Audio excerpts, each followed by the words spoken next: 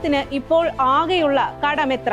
അതിനുള്ള ഉത്തരം ന്യൂസ് മലയാളം പ്രേക്ഷകർക്ക് മുന്നിൽ വെക്കുകയാണ്. ഈ മാർച്ച് 31 അവസാനിച്ച സാമ്പത്തിക വർഷം ആകെ കടം 4,71,091 കോടി 30 ലക്ഷം രൂപ. ഇത് എത്രമാത്രം വലിയ കടമാണ്? കടത്തിന്റെ വലിപ്പം നോക്കുന്നത് സംഖ്യ എടുത്തല്ല, ഒരു നാട്ടിൽ ആകെയുള്ള ഉൽപാദനത്തിന്റെ എത്ര ശതമാനമാണ് കടം എന്ന് നോക്കിയാണ്. ഡെപ്റ്റ് ടു GDP റേഷ്യോ എന്നും പറയും. കേരളത്തിന് മൊത്തം ഉൽപാദനത്തിന്റെ 33.8% കടം.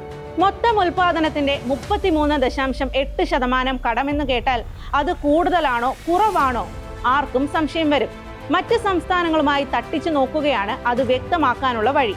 ജമ്മു കശ്മീരിനും വടക്ക് കിഴക്കൻ സംസ്ഥാനങ്ങൾക്കുമാണ് ഈ നിരക്ക് ഏറ്റവും കൂടുതൽ. അത് കഴിഞ്ഞാൽ പട്ടികയിൽ 4ാം സ്ഥാനത്ത് പഞ്ചാബാണ്. ഉൽപാദനത്തിന്റെ 44.5% കടം.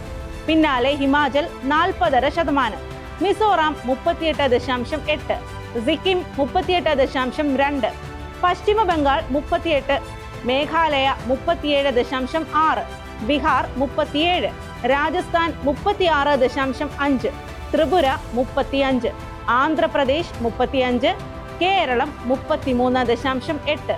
അതായത് കേരളത്തിന് മുന്നിൽ 13 സംസ്ഥാനങ്ങളുണ്ട്. കേരളം 14ാം സ്ഥാനത്താണ്.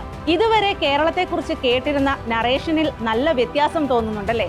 നമുക്ക് കടമുണ്ട്, ഇവിടെ കാര്യമായ ഉൽപാദനവുമില്ല. എന്നിട്ടും മറ്റ് 13 സംസ്ഥാനങ്ങളെക്കാൾ ഭേദപ്പെട്ട നിലയിലാണ് കേരളം.